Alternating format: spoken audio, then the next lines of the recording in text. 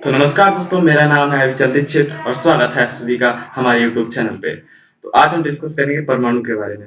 परमाणु एटम्स, एक मूवी भी आई थी परमाणु, आई गेस काफी लोगों ने देखी होगी। किससे रिलेटेड थी, ध्यान है किसी को?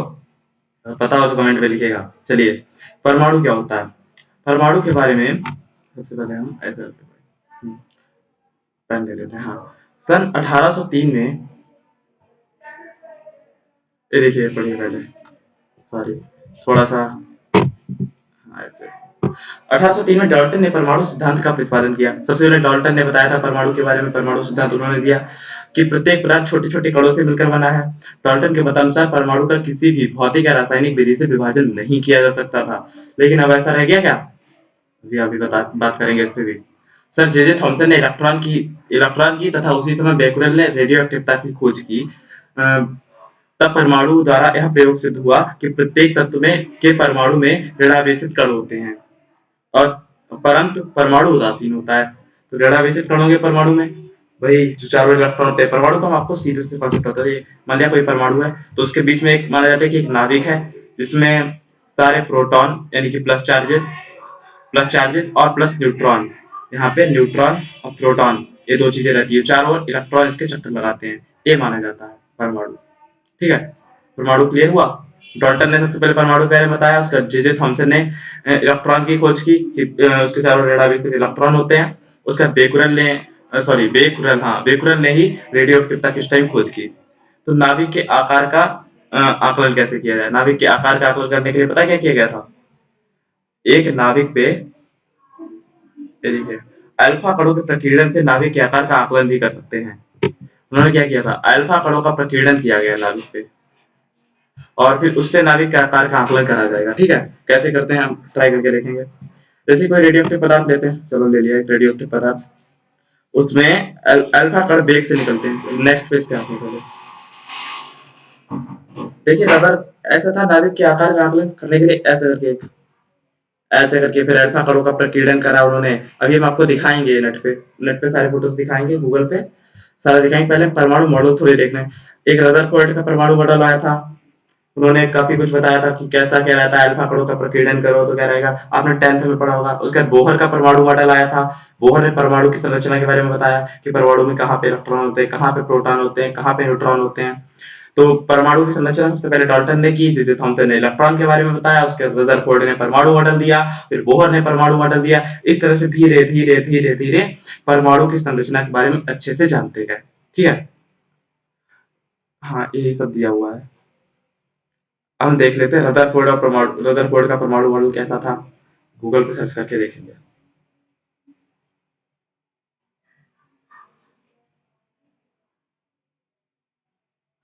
हाँ, रदरफोर्ड का परमाणु मॉडल। रदरफोर्ड ने क्या किया, ये देखिए रदरफोर्ड का परमाणु मॉडल। एक फोटो है, इसमें दिख रहा होगा आपको, थोड़ा थोड़ा सा भी दिख पा रहा होगा। ए वाला सही दिख रहा है, इसमें इसमें भी सही दिख रहा है वैसे। जो रदरफोर्ड का परमाणु मॉडल है, इसमें दिखाया गया बीच में नाभिक, जब अल्फा कणों का प्रकीर्णन किया गया तो बीच में प्लस नाभिक जो है, यहाँ से नाभिक से जब टकराती थी वहां से सीधे वापस लौट जाते थे। इससे पता लगा था अल्फा कण जहां से टकरा के लौट रहा है वहां पे नाभिक है, और जहाँ पे सीधे निकल रहे थे नाभिक के किनारे से तिरछे होकर निकल रहे थे। इस प्रकार अल्फा कणों का प्रकीर्णन पाया गया जब एक परमाणु पर प्रकीर्णन किया गया। तो ये रदरफोर्ड के परमाणु मॉडल से क्लियर हुई थी ये चीज। उसका बोहर का परमाणु मॉडल, इससे कोई खास इससे नहीं पता लगेगा। आप इसके बारे में थोड़ा थोड़ा सा पढ़ेंगे ना तो आपको सारा ऐसे ही सब क्लियर होने लगेगा। बोहर ने बताया था K11 एक परमाणु में बीच में नाभिक होता है, उसके बाद उसके चारों ओर KLMN कक्षाएं होती हैं, जिनके लिए उन्होंने n बराबर 1 n बराबर 2 ये सब कुछ बता के ये बीच में नाभिक, चारों ओर कक्षाएं होती हैं और बीच में नाभिक में प्रोटॉन न्यूट्रॉन रहते हैं। चारों ओर इन कक्षाओं में इलेक्ट्रॉन गति करते रहते हैं। ठीक है, और इलेक्ट्रॉन की जैसे जैसे ऊर्जा कम होती जाती है वो अंदर आता जाता है और जाके अंत में नाभिक में मिल जाता है। इस तरह से उन्होंने, बोहर ने बताया था। आपको अगर ब्रीफ खूब बढ़िया करके अच्छे से पढ़ना है ना, आप बुक्स में पढ़िए समझिए, और वरना आप अगर डिमांड करेंगे तो हम एक पूरी वीडियो बोहर के परमाणु मॉडल पे, पूरी वीडियो रदरफोर्ड के परमाणु मॉडल पे बना देंगे। अभी हम रिवीजन कर रहे हैं ना, एक अच्छा सा ओवरव्यू ले रहे हैं केवल। हाँ, तो इसके बाद आयनन अवस्था क्या होती है? आयनन अवस्था है। आयनन अवस्था, ये छोटे-छोटे से टॉपिक ले रहे हैं क्योंकि ये पूछ देते हैं ना एग्जाम में। यदि परमाणु की मूल अवस्था निम्नतम अवस्था को शून्य अवस्था माना जाए, तब पारे के परमाणु अन्य उत्तेजित अवस्था ए होंगी। क्या क्यों है देखो, अगर शून्य मान लिया हमने निम्नतम अवस्था को, तो अन्य उत्तेजित अवस्थाएं क्या होंगी? 4.86 इलेक्ट्रॉन वोल्ट, 6.67 इलेक्ट्रॉन वोल्ट, ऐसे 10.4 इलेक्ट्रॉन वोल्ट तक होंगी। तो जो पहली अवस्था है प्रारंभिक अवस्था है, और जो लास्ट अवस्था उसे आयनन अवस्था बोलेंगे। आयनाइजेशन हो जाता है यहाँ पे, इसी को आयनाइजेशन स्टेट भी बोलते हैं। आयनन अवस्था हो गई। उसका उत्तेजन अथवा आयनन विभव क्या होता है? वह न्यूनतम त्वरक विभव जो किसी इलेक्ट्रॉन को इतनी ऊर्जा दे सके कि वह इलेक्ट्रॉन किसी परमाणु से टकराने पर उसे उत्तेजित कर सके। जैसे कि कोई इलेक्ट्रॉन आ रहा है, वो किसी परमाणु से टकराता है, उसे अगर उत्तेजित करने की उसमें इतनी ऊर्जा दे सके कि उस परमाणु को उत्तेजित कर दे जिससे वो टकरा रहा है, तो उसमें इतना विभव होना चाहिए। उस न्यूनतम विभव को हम आयनन विभव बोलते हैं। देखिए इसको पढ़िए, फिर बार बार इसी को समझने का प्रयास करिए अपने लेवल में। देखिए वह न्यूनतम त्वरक विभव जो किसी इलेक्ट्रॉन को वह न्यूनतम त्वरक विभव जो किसी इलेक्ट्रॉन को इतनी ऊर्जा दे सके कि वह इलेक्ट्रॉन किसी परमाणु से टकराने पर उसे उत्तेजित कर सके। परमाणु का उत्सर्जन या परमाणु का उत्तेजन या ऊर्जन, क्या वो लिख रखा है, ऊर्जन विभव या उत्तेजन विभव कहलाता है। ठीक, वह न्यूनतम विभव जो इलेक्ट्रॉन को इतनी ऊर्जा दे सके कि वह किसी परमाणु से टकराए तो उसे उत्तेजित कर दे। ठीक है, वह न्यूनतम विभव जो जब इलेक्ट्रॉन किसी परमाणु से जाकर टकराएगा तो वह न्यूनतम विभव जो इस इलेक्ट्रॉन को उतनी ऊर्जा दे सके, उस परमाणु को इतनी ऊर्जा दे सके कि वो उत्तेजित हो जाए, वह इलेक्ट्रॉन। ज्यादा बोलते हैं तब भी कंफ्यूज होता है। ठीक है, आप खुद मन में धीरे धीरे आराम से रिकॉल करिए। हाँ, तो वह न्यूनतम त्वरक विभव जो किसी इलेक्ट्रॉन को इतनी ऊर्जा दे सके कि वह परमाणु को आयनित कर दे, परमाणु का आयनन विभव कहलाएगा। उत्तेजन विभव, आयनन विभव, दो चीजें हो गई। उत्तेजन विभव वह होगा, वह न्यूनतम विभव जो किसी इलेक्ट्रॉन को उतनी ऊर्जा दे सके कि वह जब किसी परमाणु से जाके टकराए तो उसे उत्तेजित कर दे, उसका उत्तेजन विभव हो जाएगा। और वह न्यूनतम त्वरक विभव जो किसी परमाणु से जाके जब इलेक्ट्रॉन टकराए तो उस परमाणु को आयनाइज कर दे, यानी कि उसका आयनन कर दे, आयनाइजेशन कर दे, तो वो आयनन विभव हो जाएगा। दो चीजें हैं, उत्तेजन विभव, आयनन विभव। इलेक्ट्रॉन टकराकर अगर उत्तेजित कर दे उतना विभव है तो उत्तेजन विभव, इलेक्ट्रॉन टकराकर अगर आयनित कर दे तो इतना विभव है तो आयनन विभव है। मैं बहुत सिंप्लीफाई करके बार बार समझाने की कोशिश करता हूँ, ये बात आपको समझानी चाहिए।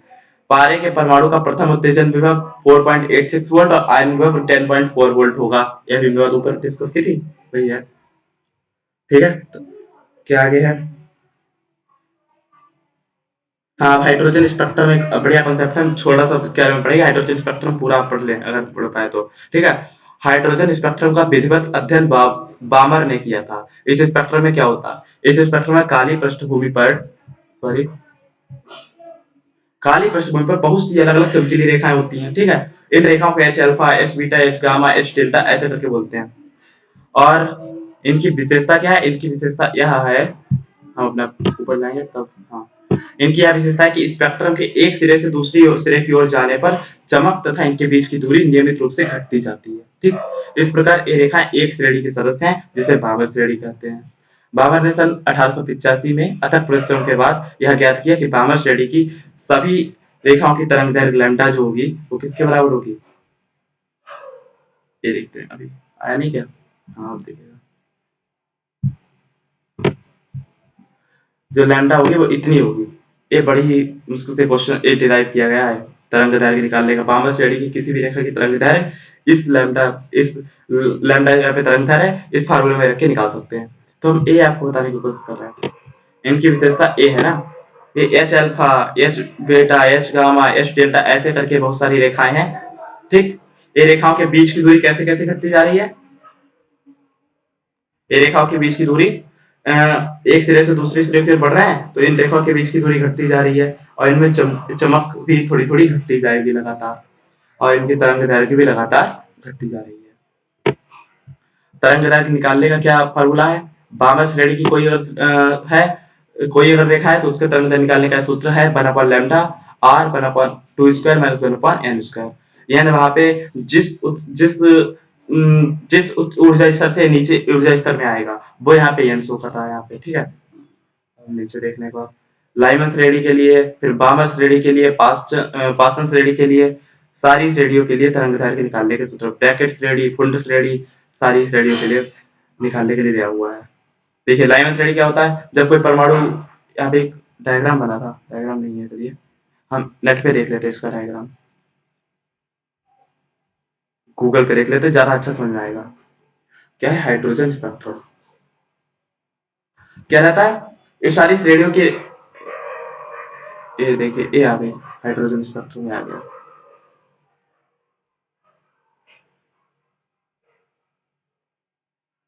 ये है हाइड्रोजन स्पेक्ट्रम, ये देखिए आपको पूरा नहीं आया, ये आ गया पूरा हाइड्रोजन स्पेक्ट्रम। ठीक है, इसमें देखिए ए वाली 52 श्रेणी है, लाइमन श्रेणी है, पास्टन श्रेणी है, ब्रैकेट श्रेणी है, इसके बाद से फुंड श्रेणी होगी।